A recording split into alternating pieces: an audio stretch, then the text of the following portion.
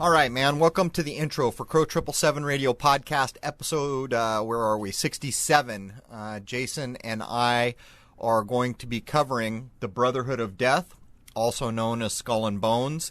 And we're even going to track them back to the East India Company. For those who are wondering what the East India Company is, I suppose when I was in my 20s, I read the books by Clavel, Shogun, Noble House, Taipan. That's all about the East India Company in an offhand way. You may remember the supposed history where Britain goes into China in the Opium Wars. That is involving the East India Company. The argument could be made that the East India Company is the original maritime law corporation that set the stage for the modern times we live. As a matter of fact, anyone who's seen Pirates of the Caribbean, you're looking at direct references all the way through. It's beyond a trilogy. I don't know what it is now. Between the Royal Crown and piracy and the crossover. Even at one point, the Crown opening a note where it has actually the British or the East India Company logo on it. Basically rubbing in your face that these guys are the original gangsters. These guys are the original Pirates Incorporated, and it flows right up into Skull and Bones, which is at a major university in this country called Yale. To put a fine point on it, you know, Disney has put a song in your face for years that basically is the pirates telling you who they are. Words have meaning. So many of us have heard this, but I doubt if many have thought about it. So I will read you the words, and I will leave out the drink up me hearties yo-ho that's repeated over and over. Yo-ho, yo-ho, a pirate's life for me. We pillage, we plunder, we rifle, we loot. Drink up me hearties yo-ho. We kidnap and ravage and don't give a hoot. Then it goes on to say, we extort, we pilfer, we filch, we sack. We maraud, embezzle, and even hijack. Goes on to say, we kindle and char, inflame and ignite. We burn up the city, we're really a fright. We're rascals, scoundrels, villains, and knaves. We're devils and black sheeps. We're really bad eggs. Goes on to say, we're beggars and blighters and ne'er-do-well cads. But we're loved by our mommies and dads. Drink up me hearties yo-ho. Words have meaning, and this is really the modern definition for piracy. As is echoed in Pirates of the Caribbean, which was put out by Disney, which is basically showing you the relationship between the British Crown and the East India Company pirates, among other things. And I suppose both sides of this could be argued because so much of our history is up for grabs at this point. But there it is, man. And maybe I should have opened up this episode by saying ahoy. Funny thing about the word ahoy, did you know that originally that was the intended word for answering a telephone? Sorry about that, got cut off, but what I was about to say was that, you know, the word ahoy to answer a telephone, again, just demonstrating the maritime ideas which have creeped onto land and have so much to do with our everyday lives, particularly if you want to talk about law. Particularly if you want to talk about corporations. It's all encoded, of course, and hidden under the surface, as a bad pun. But there it is. This episode is very interesting in that Jason did a lot of research. At one point, he's going to read an article that was published in Iconoclast, which is basically, in my view, again, these hidden hands temporarily tipping their hand forward so that we can see what's going on and then hiding it again. It was only published once. It was published in a publication called Iconoclast, and of course I break down that word because, as we cover again in this episode, words have meaning. But the next time you're out having a good time at Disneyland and you're in the Pirates of the Caribbean, or you're sitting in front of your boob tube and you're watching one of the Pirates of the Caribbean movies, this is what you're looking at. You're looking at the roots of piracy being rubbed in your face. These same pirates run pretty much all banking, corporation, law. I mean, you point to it, and there's influence there. And I know a lot of people would argue that, but I'm not going to make any apology here. It is what it is. Simply the idea of having the Jolly Roger flying over a secret society at Yale should tell us all something. But anyhow, let's jump into episode 67. Covering Skull and Bones, or the Brotherhood of Death, with Jason. Here we go, man. Cheers.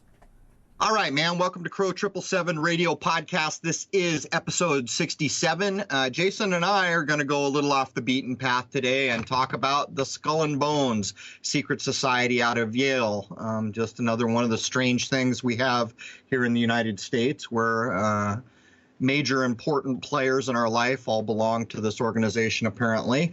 But before we do that, I want to talk a little bit on the tail of our last episode, which was about free speech and expression and how corporations are coming to control our free speech. And to put a fine point on that, and actually, maybe I'll welcome you first, Jason. Welcome, Jason. Well, hello, Crow. So, Jason, you may have noticed on YouTube that the publicly visible numbers have been pretty low. But in my Google Analytics account, I think I've had the worst maybe month run now on Crow 777 Radio. At one point, we were getting something like 5,000 visits a day, and now we're down to under 500. Even on the upload day, we barely cleared 1,000. And I'm getting reports from all over from people that things like the lunar wave are not very searchable. People have told me that they have tried to view lunar wave clips and gotten the message blocked worldwide. And to top it off, all of my Crow 777 Radio email is now tagged as spam, and in some other countries, the word used is scam. And I don't spam anybody for any reason. The only reason that I use that email is to respond to someone contacting me or to let my subscriber base know that I have put up a new clip. What do you think about all that, man? It's kind of an underhanded, behind the scenes way of controlling information is what it appears. I'm going to go with the old phrase, where there's smoke, there's fire. They don't like what we're doing. I mean, that's the bottom line. They didn't like all the things you'd done before, and they probably don't like all the stuff that we've been doing together since. You know, we take a pretty measured approach. It's very rare when, we're up in someone's face or, kicking someone in the crotch purposely. We're trying to state things as reasonably as we can. Some of the things we talk about are just plain and simple unreasonable. But not only that, on my Crow 777 Radio site, I have had endless reports over the last 2 weeks at least of people trying to hit my homepage and getting 404 errors and 403 errors. I've gone back and forth endlessly over this. I even have a subscriber whose IP was blocked by the service provider of all things. I mean, we're getting to a critical point here, aren't we? Yeah, and it sounds like they're doing, what will we call it, like underhanded direct attacks? They're not being so blatant about it that they're doing DNS attacks, but doing things on a small level but multiple times over, so it's having a cumulative effect. Right. See, the problem is I've been running over a year here, and so I can see how traffic has gone, both on YouTube and on Crow 777 Radio. And I can see exactly where the cut point is, where things begin to fall. But it's a hard thing to prove that you're being screwed with. I mean, things like your email being tagged as a scam or spam, that's just ridiculous on the face of it. Suppose you sent a letter and the post office took it upon itself to write scam on the envelope that it was delivering. I mean, that's basically what's going on here. We've pulled into the internet age, and all these things that we accept as normal, man, we need to reframe our minds, because it really is no different than a letter going out to your mailbox and having the post office label it in some unhelpful way. That's exactly what's being done. The real issue at hand here is I've never spammed anybody for anything. I don't do that. But anyhow, we've got a heck of a list to get through. You want to add anything to the woes of corporate censorship before we move on here? Yeah, actually I do, because I've been dealing with my own bit of insanity here in Baton Rouge. The AT&T service has been out, the internet service, let me make myself clear, it's now day 10. And I've literally been on the phone for hours at a time, getting transferred around and getting literally zero information, just that there's an outage. I've had multiple tech calls coming to my house canceled, but I don't even need that because there's nothing wrong with the ones in my house. There's nothing wrong with any of the lines. It's exterior. And the only reason I've gotten anywhere at all is because I've literally pushed and pushed and pushed and pushed to find out that there's some sort of power outage here, and that's still all I can find out. And I even went into an AT&T store to confront them and say, what is going on? And they've got these corporate conglomerates, these giant corporations, so compartmentalized, and like the right hand doesn't know what the left hand's doing, because even when I got to somebody who's a problem fixer on the phone, she kept getting sent back to the Philippines, to the call center. And she was getting, after an hour and a half, she was so frustrated. She was actually a really nice lady, that, that this is what they're doing, man. So it's so obvious when you have one of these problems to see how they're going to do things to mess with us, because they've got everything so chopped up and disconnected internally that they can do something and no one else would be the wiser for it. Because here I am on my cell phone's hotspot again, and thank goodness I have a good signal here that we can record shows on. Yeah, this is just symptoms of what's been going on. A few decades ago in America, if your phone went out, it was expected that those dudes got on it and your phone line came up in a reasonable amount of time, and it happened most of the time, the vast majority of the time. What we see now is system failures, power outages, all these things cropping up all over the country. And it's a bit like an indoctrination to get used to the fact that we're supposed to buy into America circling the drain. And I don't even know why I say America. I guess I'll hold on to that word, even though I know it doesn't exist in the way we think it does. My point is, it's part of the larger scope of things. They've already kind of moved all the manufacturing out of this country over to China and other places.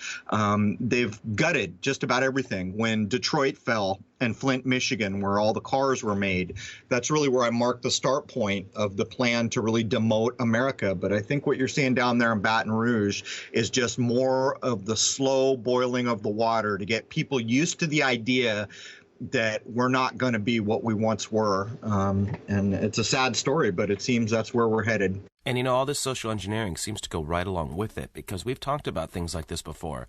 Just what you were saying about Detroit and all that, I know I've said at least 2 or 3 times that it's even obvious with the way they steer our culture, what they're doing to us, because the 60s was the end of the happy, colorful, wonderful Americana, and then just within the first few years of the 1970s, everything changes. And I've still been looking into that, and I pointed it out to people, and once I actually point my finger at it and go, look, does that thing from 3 years after the original Star Trek look better than the original Star Trek?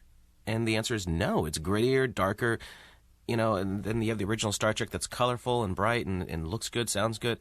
They intentionally have steered things to reflect what it is they're going to do to us. And, of course, the 1970s is when we had all these plant closings, and, they started getting all of our industry out of the United States, just as far as what they did to us. And I don't even know what they did to other Western nations, but I'm sure it was something similar. And this is what we see. Well, there's no getting away from the social programming. It's funny, on television, I record a couple things here and there to look. There's one program on PBS or somewhere, I forget where it's running, called America in Color. The ironic thing is they've now colorized footage from the supposed 20s and 30s. It looks better than the JFK 60s footage, which is all grainy. You can see the construct of it, but they were also not too long ago running a program called the 80s, the decade that made us. And I began to consider this, and in a way, it is the decade that made them. If we consider like the Rodney King into the O.J. Simpson thing, when the whole of American culture changed, all of a sudden every station is running this ridiculous slow-speed stage chase of supposed O.J. Simpson. The Kardashian father is involved in all this, and it was a vast departure of what had been. All of a sudden there were network television in courtrooms. It had become open entertainment. But in fact, the programming that we see from media is absolutely feeding into this idea. Like, I just saw a pizza commercial where they're using the word bestus. When's the last time you heard someone who wasn't 5 years old use the word bestus? Look at shows like The Big Bang Theory, where the best and the brightest among us, PhDs with their doctorates, are interested in toys and comic books. It is the lowering of a world mind and it is a lowering of expectation, an attack on the way things used to be. But the problem is the animal farm ideas are being brought to bear here. And in the same way, America Colorized, being blasted out to 1 million homes right now, is rewriting history. The people watching it can't quite remember what happened. Some of them don't even have a prayer because they weren't born yet. But yeah, man, we're in dire straits until people begin to understand that media, movies, news, all of it exists for one reason, for social programming. And for people listening who can't accept that, I would point out, before there was ever a movie theater, before there was ever a television set, before there was ever a radio in this world, the kings and queens, or whoever the rulers were, absolutely knew the power of messaging. To the point where if you look up the word actor, just talking about theater here, no television, no radio, the word actor, its Greek roots of the word actor goes back to the word hypocrite. It is said that they could not be buried in public cemeteries because hypocrites were known to be two-faced. They could not hold public office because, you see, an actor could be one person 1 minute and another person another minute. Duplicitous, not fit to hold the role of, as in the case of Ronald Reagan or Arnold Schwarzenegger, an important public office. But to top it off, women weren't even allowed in the acting profession. You want to know why? Because the men knew the duplicitous nature of what was going on. Take Japanese kabuki, all the men playing the female roles up to a certain point. So people need to catch on what media is for. It is not to entertain you. And while it does do that, the main purpose is to socially program us all. But anyhow, Jason, we got a heck of a list. And if we don't jump in here pretty quick, we're going to be scrambling to get through it. Absolutely. So let's talk about the reality of Skull and Bones. And the reason I wanted to do this was I wanted more information to present to people about what goes on behind the scenes and how these elite power structures maintain their control generation after generation. And looking at this fraternal/secret society at an Ivy League school showed me just how they're doing it. It's actually not too tough. All these people, these old money people are holding on to their money and just passing it from the torch from one to the next. Well, when you said you wanted to do this, you told me this a while ago, and this isn't really my main bailiwick, but when we last talked about it after the last episode, I said, okay, let's do it. But before you jump into the list, I think you're going to open up stating that you found something like 19 secret societies. I actually found 41 secret societies associated with Yale. And I'm just going to run down some number values of a couple of the secret societies that are reported. They're reported values, which I think is probably spurious information, but I'll do it right before you jump in here. The St. Elmo Society is worth $90K. The Berzelius is $1.9 million. And apparently they're called Bulla Bulla 2, also licensed under a public domain via Commons, whatever that means. Skull and Bones, which we will be talking at length about, is reported to be worth $4.1 million. The Elizabethan Club, set up incidentally in 1911. Oh, 1911, let me count the ways. The Elizabethan Club is worth $4.2 million. The Book and Snake Club, or whatever you want to call it, $5.6 million.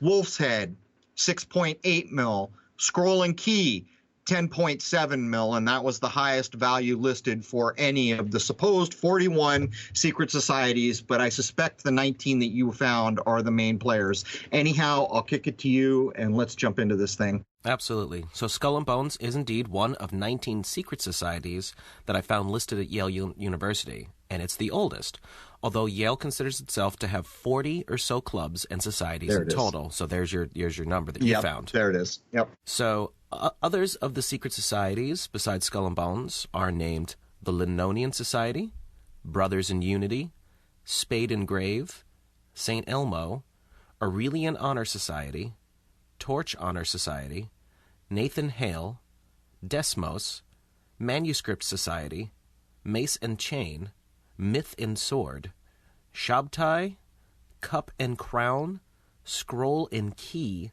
Book and Snake, Wolf's Head, Eliyahu, and Berzelius.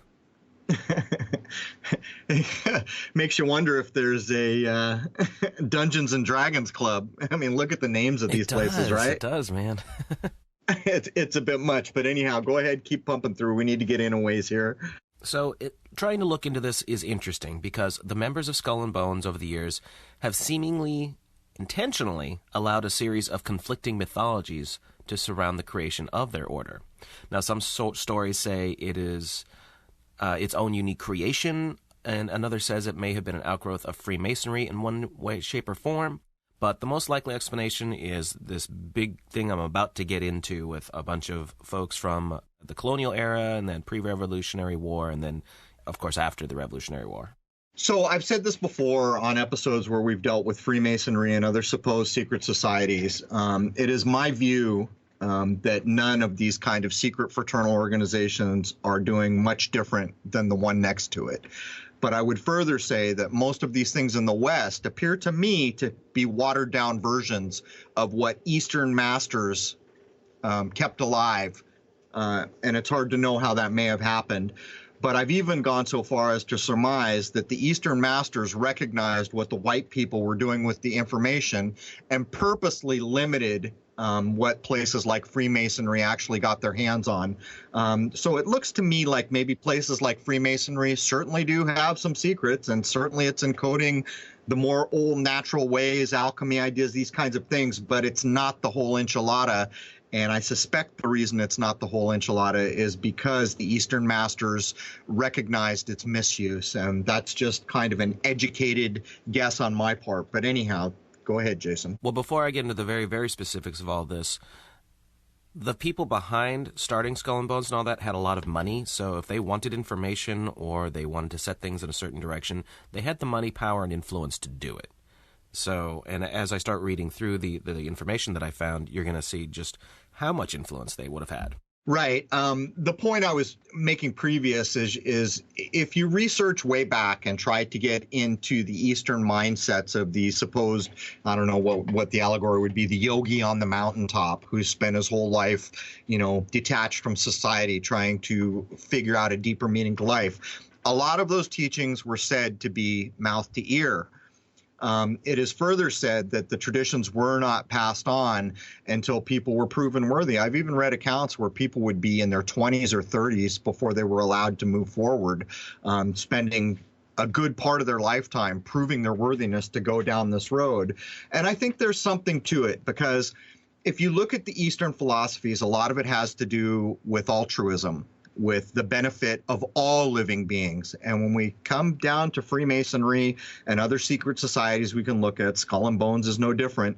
These are not altruistic societies, and I think you're about to cover that. So I'll let you get into the Brotherhood of Death here. So Skull and Bones is an undergraduate senior secret society at Yale University in New Haven, Connecticut.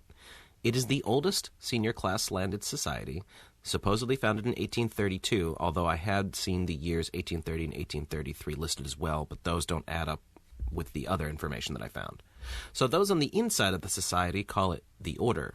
It is also known as Chapter 322 of a German secret society, possibly linked to the original Bavarian Illuminati. The society is known informally as Bones, and members are known as Bonesmen. For legal purposes, it was incorporated as the Russell Trust in 1856. At one point, on and off through its history, it was known as the Brotherhood of Death. The last couple of lines there, the Bonesmen. So what, they're all going to go get important jobs and spend the rest of their life boning society, to make a bad pun. But, I would ask, the Russell Trust, why the hell should we trust Russell? But really, to top it off, it's the Brotherhood of Death idea. And this really plays into the alchemy thing that we've been talking about. The more that I research alchemy, and each week that goes by, I try to have enough time to get back over to keep going down the alchemical path. What we find is the idea of being detached from natural systems shortens a lifespan. Even things like, the supposed Ponce de Leon fountain of youth, that's actually an alchemical idea, the aqua verte, the water of life, which is kind of encoded and allegorized in the Bible. But here you have these people flat out calling themselves the Brotherhood of Death. And I would suggest that these are members of the movers and shakers who do the social programming, who allow this kind of thing to go on. And I think one of the main goals of people and groups like this is to literally literally shorten the lifespans of the people they rule over. But that's just me. It's a tough thing to prove. Anyhow, back to you. Yeah, it is a tough thing to prove. So let's do a bit on Yale University itself. It's an American private Ivy League research university located in New Haven, Connecticut.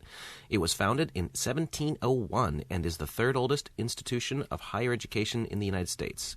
It is one of 9 colonial colleges chartered before the American Revolution. And just to add some context here, when we did the weaponization and the attack on the young generation of the 60s, we demonstrated that the CIA had this was one of the listed universities of the 70 or 80 that the CIA had co-opted. Anyhow, go ahead. Yes, and the thing we're going to see as we go through this is that Yale pretty much always had ties to the intelligence community, which just grew and grew as time went by.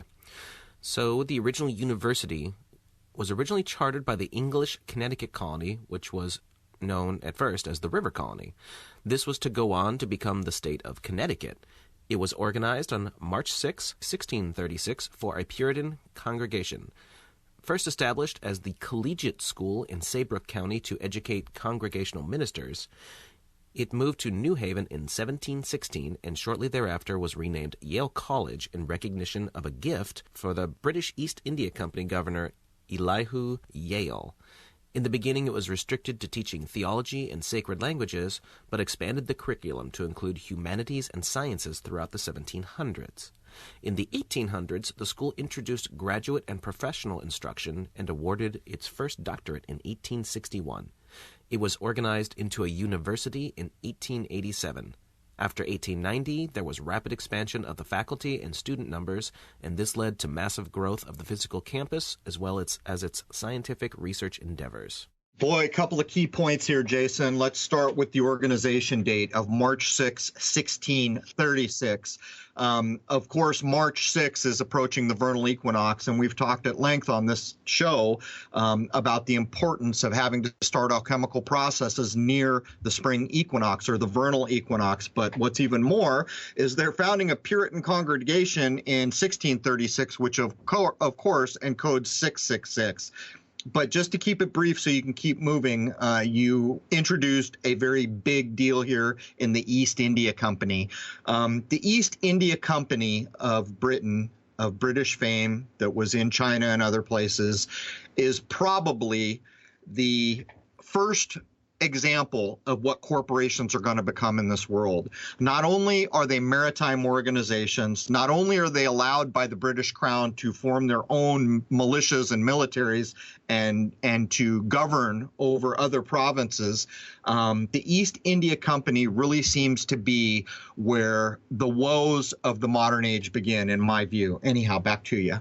I would liken the East India Company, after looking into all this again, and I'd looked into it before, kind of like the Google of today, where they pretty much controlled the narrative for the most part, all over the world, and steered things in whatever direction they damn well pleased, because they had the money, power, and influence once again to do it. Well, what you have here is seafaring ships with captains, so there's your maritime law, going into places and basically taking them over. And they're doing it under the rules of incorporation, which appear to be being fleshed out in the first meaningful tradition here in the East India Company. You know, when I was in my 20s, I liked Clavel, the author Clavel, because he wrote the book Shogun, and I was into Japan at the time. That was before I'd ever been in the Marine Corps and gone to Japan. Don't feel the same way about Clavel now that I did then. But anyhow, in the Clavel series, there's the whole seafaring tradition and the founding of Hong Kong and the Opium Wars in China, which is all an exact allegory to the East India Company. And of course, I don't know where you're going to get to in the list, but this has an exact mirror up in Canada with, I think it's called the Northwest Company, which is a similar thing going on. But anyhow, I'll let you keep pushing. Well, and this is a direct mirror to the same nonsense that they do today, with right. the opium coming out of the Middle East and all that. Opium and heroin is what they turn the opium into. So the same crap that they were doing in the 16 and 1700s, which is about as far as I feel we can go back and still have fairly accurate records of what was going on. Good point. That's a good point, Jason, because we may be looking at people who played an integral role in jacking up the historical timeline. What's kind of ironic with the East India Company is they make no attempt to hide the fact that they basically drugged out China with opium. Even when China stood up to say, we don't want your dope here, they said, screw you. And they bombed them and fought them and basically forced it down their throats. At the same time, they were stealing what was going to become the most popular drink in the world, tea. It's almost beyond the merit of common sense to show how openly they show the sinful nature of what they were up to. And yet at the same time, we may be looking at the point in the timeline where history is really beginning to be rewritten and swept away. So there it is. Well, because let's not forget who was in control of these companies. You know, East India is one of them, but there are others, as you mentioned. And it's, again, it all ties back to these elite families. And what we're getting into is Skull and Bones and Yale University. It's just all the same stuff, man. Like, this is why I wanted to do this. You can, once you start looking at it, the spider's web, you know, you go closer and closer into the center, and you see the same little group of bastards doing the same stuff to everybody.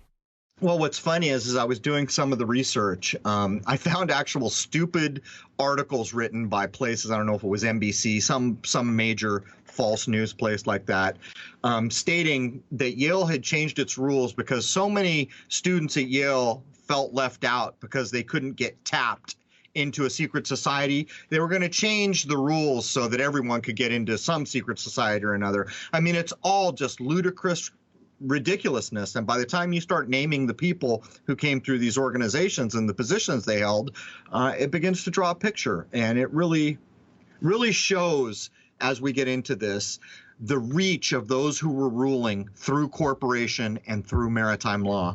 Yeah. Now, it seems that all of these fraternities/secret societies seem to serve as a recruiting ground for young men who are destined for careers in such places as government, law, finance, or some other influential sector of Western life. But to call them fraternities is kind of a joke. There's nothing about them that you can compare to other colleges and universities' fraternities, which is usually just an excuse to have big old parties. As a matter of fact, you're not allowed to have alcohol in the tomb of Skull and Bones, which is their meeting place. So that just tells you how serious they take their meetings. Well, I would point out, you know, we know George Bush was through Skull and Bones, so we have one of two options here. Either the man that we think is George Bush, whoever he may be, is one hell of an actor, or he's basically a dimwit. There's two options there. If we say he's a good actor, well, then you're looking at one hell of an operative on the world stage. If you choose, on the other hand, to say he's kind of a dimwit, it goes to show the message control around these places. And the idea that people could go up and pledge one of these places to get in, I mean, you're going to go through the list. There's too many mover and shaker families who had their kids inserted here. And, you know, I forget what the number, you know, the stated value of the thing is 4 million something. How many universities have clubs that you have neighbors that are members of that are worth 4 million something, and that's probably a ridiculously stated number in the first place. Anyhow, don't let me sidetrack here, Jason. Yeah, now George Bush Jr., W, may not have been the brightest and the best, but it didn't matter because he was part of a family that was completely connected and integrated into all this. So he was just yet another cog in the wheel to keep this whole thing going. He doesn't necessarily have to be a mega genius or the best speaker, the best of anything. He was there at the right time and they used him. In my view, it's no different than watching a pizza commercial that uses words like bestus, and it's not just that one pizza commercial. I witnessed, I think, 5 recently where the lowering and dissembling of language is going on actively, where 10, 15 years from now, Lord only knows. It's a bit like the rap community thinking it's cool to say the word teeth as teeth. And, you know, that's not a racist jab. It's a very simple thing. Like here on the East Coast, R's get dropped from words. And I was talking with someone the other day, you know, asking an honest question. When children are in school, there's a road that I'm aware of a ways from me called Bulgar Marsh. Here, they pronounce it as Bulgamash. Okay, that's how everyone around here says it. As a matter of fact, someone from the West Coast who wants to pronounce it right, it's a real mouthful. Bulgar Marsh is what you would have to say. And I was talking with someone saying, well, how do the kids in school handle that when they're sounding out a word, learning how to spell? And that's the whole idea behind what we're talking. But you see, the presidency of George W. Bush is no different than that stupid pizza commercial pushing the word bestis. It is the lowering of the standard of what a human being can be. To accept a dimwit, whether he's acting or whether that's actually who he is, doesn't really matter. We accepted that guy as the top guy in this country, a dimwit. And he's not the only one. There's plenty of other dimwits that are propped up in these high positions. This is part of the social programming that plays literally verbatim into the animal farm idea. But anyhow, go ahead, Jason. And that's just it. It doesn't matter whether he's brilliant or average right. or below average. It doesn't matter right. because he still was the president of the United States for 8 years, the highest office in the land of our country. So it is what it is, man. They're still going to program you and say, hey, this guy is considered the leader of the free world. That's right. The most power, from the point of view of most people who would ever see him, in their minds, he would be the most powerful man in the world, though we know that's nonsense. The point is, that's the perception. And, you know, belief and perception are magic. You know, it's no different than going to Las Vegas and seeing the white tiger fly across the stage. Well, did a white tiger really just fly across the stage? No, you were fooled into thinking that's the way it appears. That's magic. And in essence, that is true magic. So it's no different than when you put a dimwit in an important position, or the highest position in the world, in this case, we're told, and people accept that. You know, you're not looking for your best and your brightest anymore. You know, what was the phrase that went along with Bush? I'd like to have a beer with him. You want to talk about lowering the mindset of Lord knows how many people. I mean, it was genius. Let's just leave it at that. It was genius. Absolutely. So Skull and Bones is viewed as the elite of the elite among all of these fraternal organizations at Yale. The only other one that can come close to claiming near equal influence on American affairs in the last 160 years is Scroll and Key, which was founded in 1842, which makes it the second oldest. There's also a third society at Yale that is considered part of the big three of the secret Yale societies, and that one was established 50 years after Skull and Bones. At first, it was called the Third Society. Very clever and interesting thinking there. But 5 years later, it was renamed to Wolf's Head. So the oldest there is the highest. You know, Scroll and Key, listed as the oldest, is also listed as the highest valued little club there on campus at $10.7 million, which I suspect are nonsense numbers. But anyhow, those are the publicly available numbers. Go ahead, keep on keeping on. Well, Scroll and Key seems to do a lot more than Skull and Bones. Skull and Bones keeps more to itself, where Scroll and Key is seen doing a lot of more public work with Yale University and the public in general. So that could be why more money is exchanging hands, but who knows?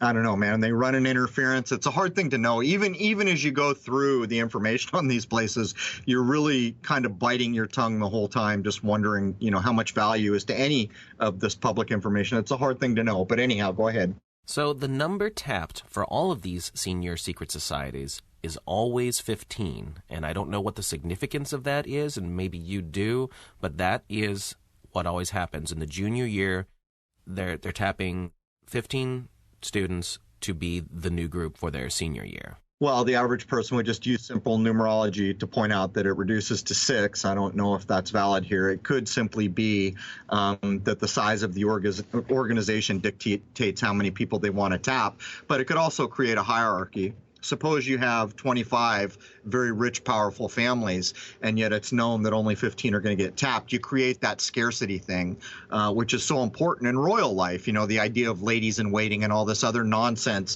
where there's only so many slots open, this kind of thing. But that's just a guess on my part. Right, and maybe they feel that they only need that many each year of the best and the brightest from whatever their point of view is on that. And to get in is considered an absolute honor. So if you made it, it instills in the student this sense of accomplishment right from the get-go. Well, I would imagine once you get into an organization like that, you know, money's never going to be a problem. But on the flip side of that, you know, I'm big on freedom. I'm big on doing whatever the hell I want, whenever the hell I want. And I have no idea what it would mean to be an actual member of a group like this. Have you surrendered your freedom? I mean, do you have to go out and play the roles that are required? I suspect probably you do.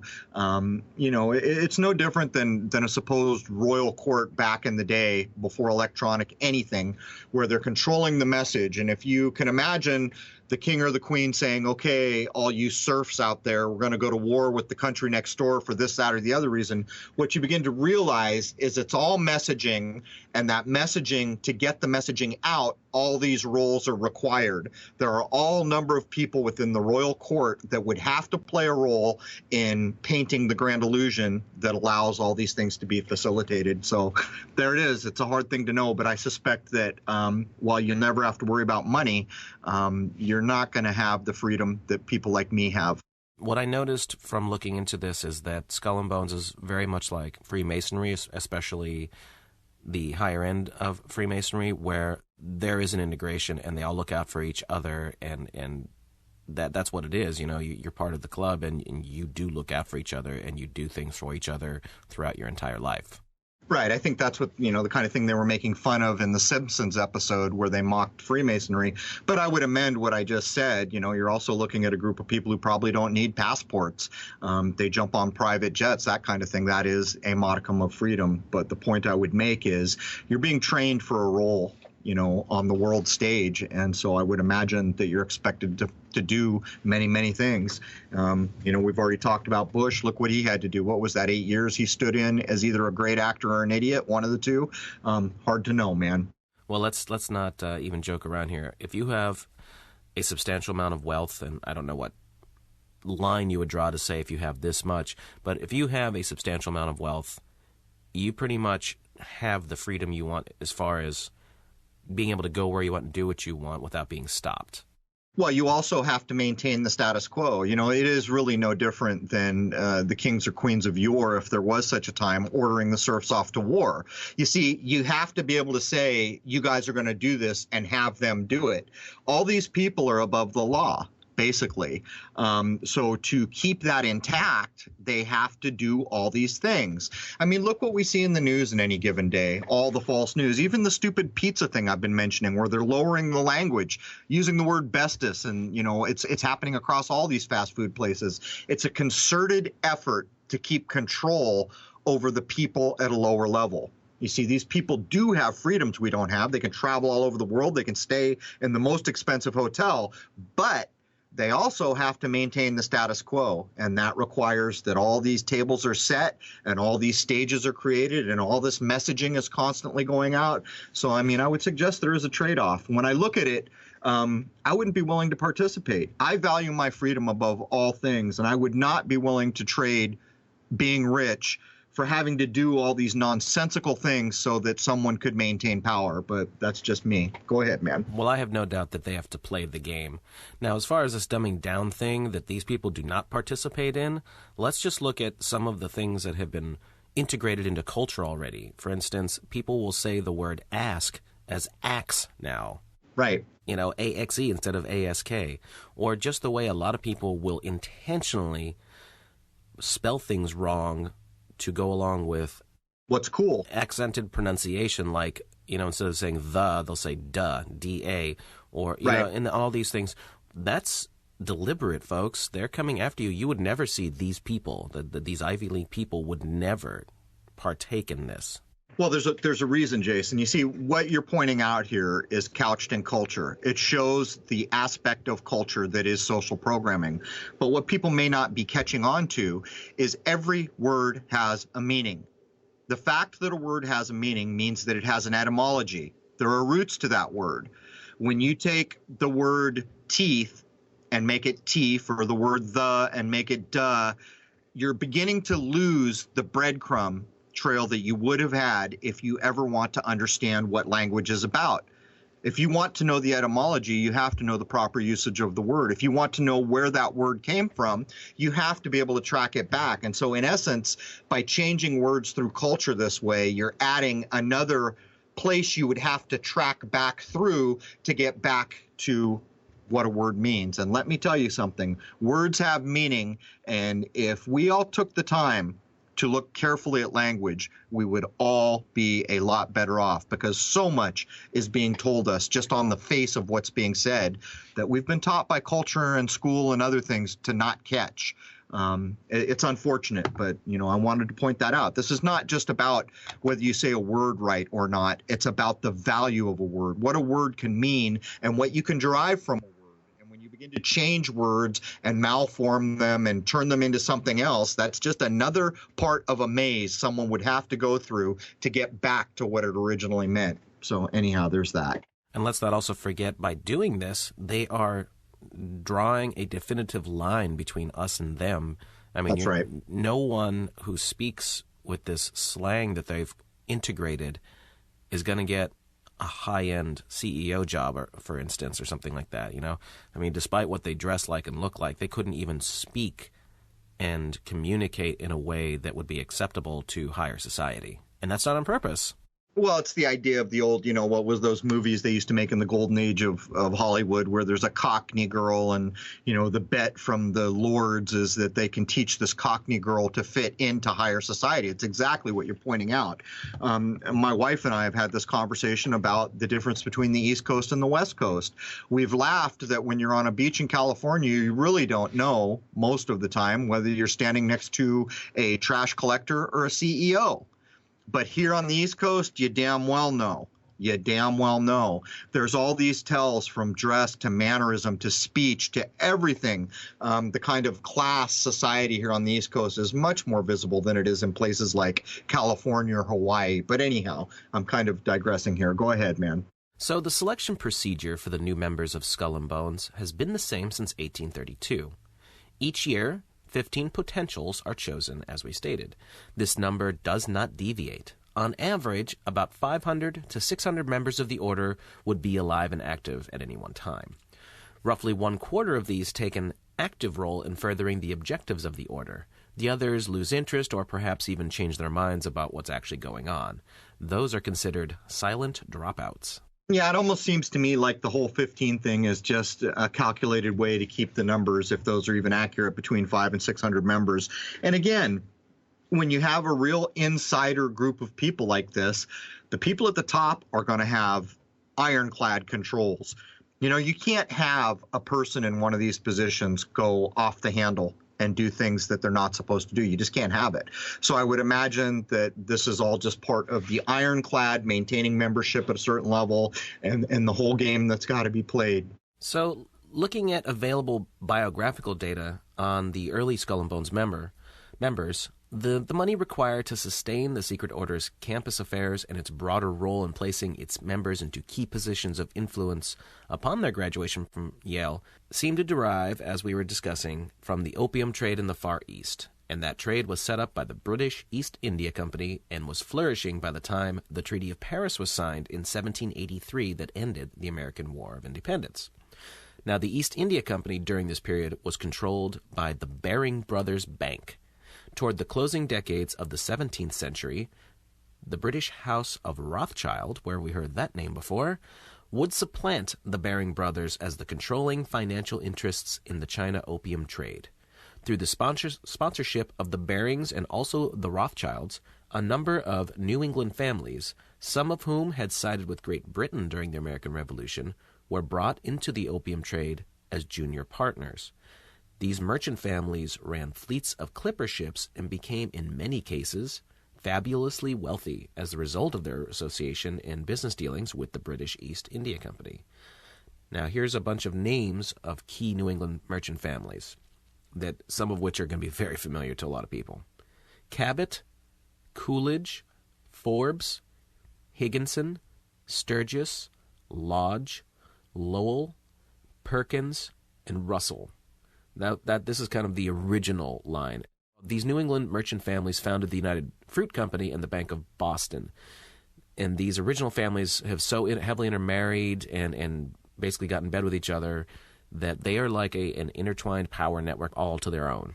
Right. For the average person listening that's never really been to New England, where I live now, having left San Diego for a while, it is really a unique place. And there is no getting away from the maritime, the seafaring kind of foundational roots of this place, to the point where you'll be cruising through to go shopping or something, and you'll always see the pineapple sign. The pineapple, you can look it up online, directly associated with something only the seafarers could bring with them, because pineapples didn't grow here, and there's a whole thing behind the pineapple. But to this day, even on just the next door neighbor's house, there will be a little painting of a pineapple, and that has its direct roots in the seafaring trade. There's no getting away from what you're being told in this bullet point.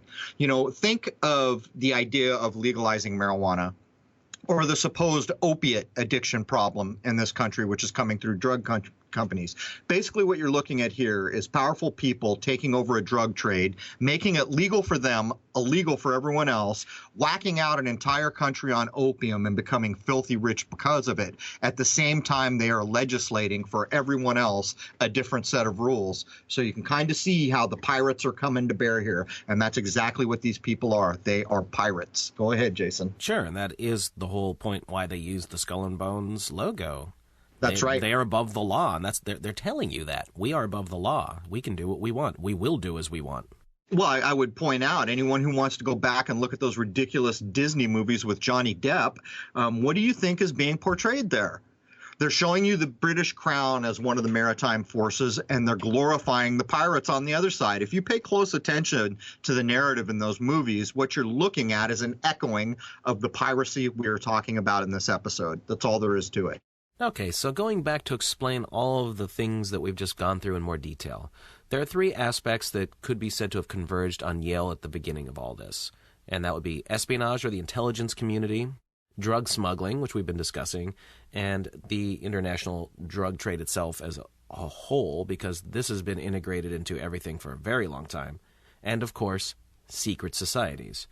So we're going to start with explaining who Elihu Yale was. Go ahead. Go ahead. I was going to make a reference to the movie The Godfather that really shows how these kind of organizations use drugs on everyone else, considering everyone else to be lower.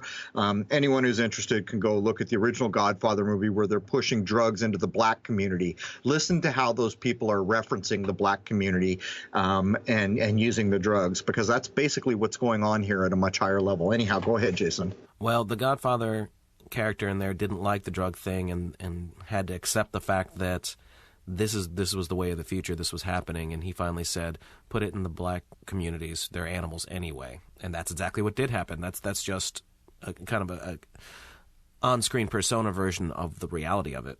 Well, it was all the way I walked away from it, because I watched that a couple times, that one little portion. I went back and looked it up just to watch that portion. I think the idea behind it is if we make these drugs available and you fall for it and you take these drugs, you've identified yourself as lower than us, and then we're going to call you an animal. This plays into the alchemical idea in a way where an individual is responsible. Either you're going to be a higher-minded individual or a lower-minded individual. These people knew from probably hundreds of years ago that drugs would lower individuals. It would cause addiction. It would cause all these things which would prevent that segment of society from becoming a higher-minded society, which is exactly the pizza commercial on Spades. The lowering of language is a similar idea in a lesser vein. But anyhow, I don't want to track off too far. Go ahead and get into whatever the hell this guy's name is. Elihu Yale? Elihu Yale. He was born near Boston on April 5th, 1648. He was a British merchant, philanthropist, slave trader, and he became president of the East India Company settlement in Fort St. George in Madras, India, in 1687. Now, obviously, he became very wealthy as a result of all this. After receiving a request from the Collegiate School in Connecticut, he sent a donation and a gift of books, which actually would be a pretty nice gift at the time. After later bequests, Cotton Mather, who was a socially and politically influential Puritan minister in New England at the time, suggested the school be named Yale College in 1718. Cotton Mather is also known for his scientific legacy due to his hybridization experiments as well as promotion of inoculation for disease prevention. He is most frequently remembered, however, for his very vigorous support of the Salem witch trials. It's too bad we don't have a place named hell, because that last guy you just mentioned, Cotton, being behind inoculations, that'd be a good place for him.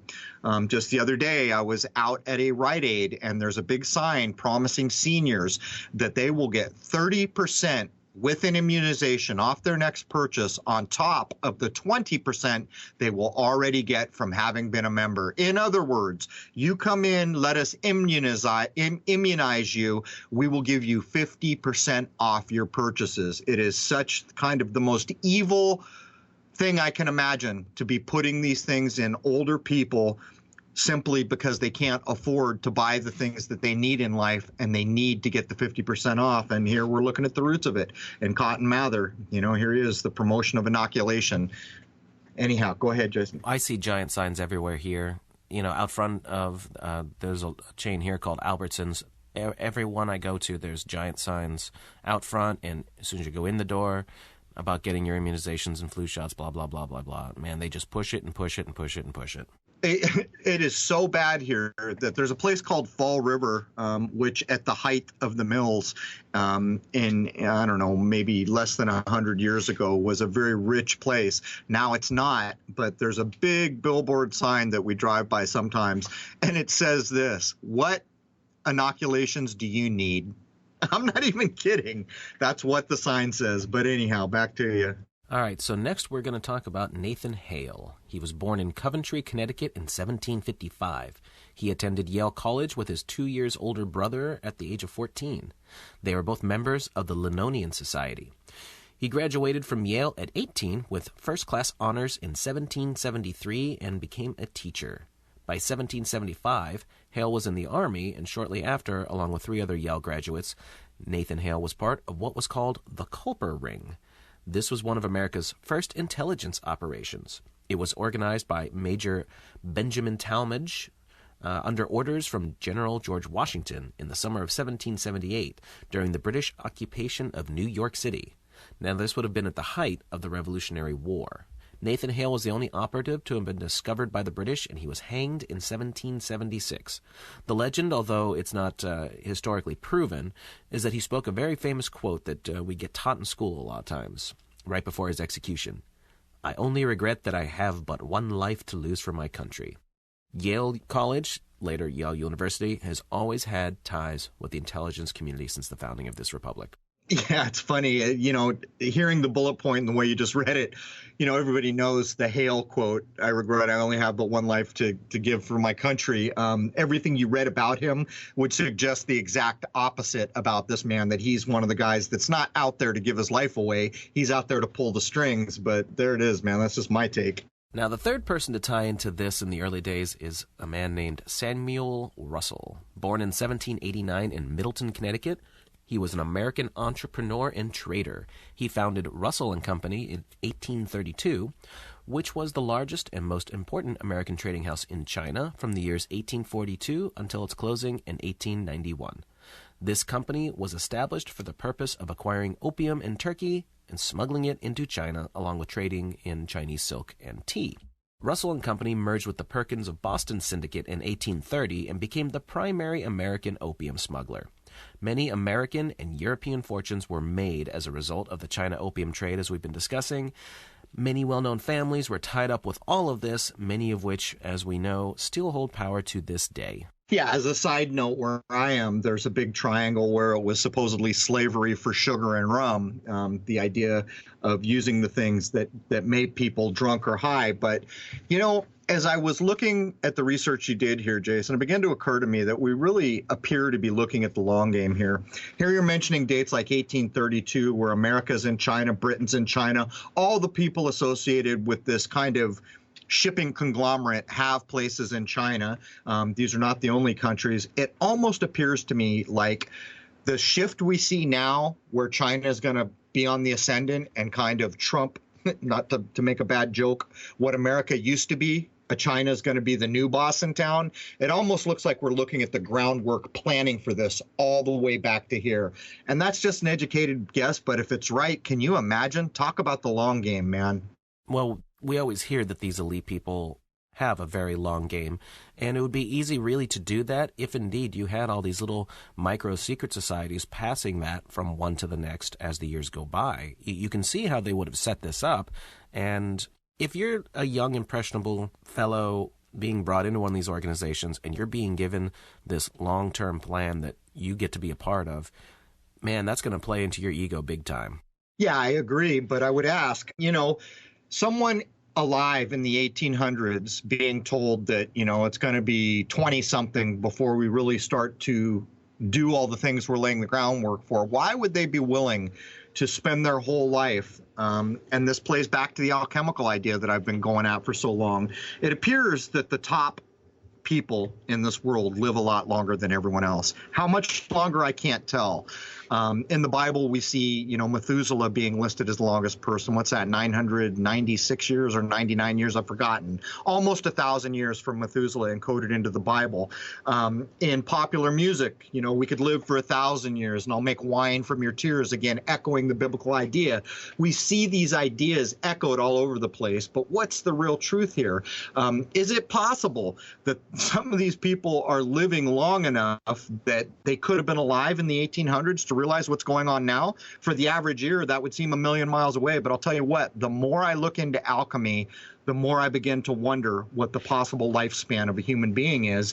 And if it's possible that the richest and most powerful among us got a hold of these ideas, Lord only knows. And the real problem here is it begins to sound a bit insane, but there's no getting away from what you find when you begin to look. Anyhow, that does bring us to the top of the hour, Jason. Do you want to add anything before we bring this to a close and prep up for hour two? Well, of course, in hour two, we're going to go over the rest of the history here and see how it all ties into what's going on today. But without trying to sound like a commercial, I hope folks realize that what we're doing here takes a lot of effort, and with the constant attacks on everything we're trying to do, it hurts us. It hurts us in a big way. So signing up for the show basically helps us to continue doing this work, because obviously if it got so bad to the point that we couldn't afford to do it anymore, then it's going to be gone. So that's pretty much it. Think about it. I mean, it's not very much. It's more of a cumulative effort. If enough people subscribe, it keeps everything going. And, man, we want to keep doing this. Yeah, it almost, in my mind, Jason, reflects the reality of the time we live in. If enough people see value and are interested, they'll go support this and it will go on. If we reach a point where enough people don't see value, then it won't work anymore. Unfortunately, as we pointed out in the opening of this show, we're getting hit from every which direction. And it's from behind the scenes. It's not even like, we put a strike on you, a publicly visible thing. It's this other thing going on that's really beginning to rear its head. And it's ironic that it's hit so hard this last week on the tail of our free speech episode that basically attributed the control of free speech, to big corporations like Google. Anyhow, that does bring us to the top of the first hour. We've got so much to cover, and we're even going to begin to list all the people who are associated with these secret societies that hold important positions in our life. And that sets aside all the stuff to do with the maritime law, the East India Company, and all the things that set the stage for the very existence we all live now. So there it is, man. That brings the first hour to a close of Crow 777 Radio Podcast, episode 67 to a close, and I hope to see at least some of you over at Crow 777 Radio signed up as members for the second hour. There it is, man. Cheers.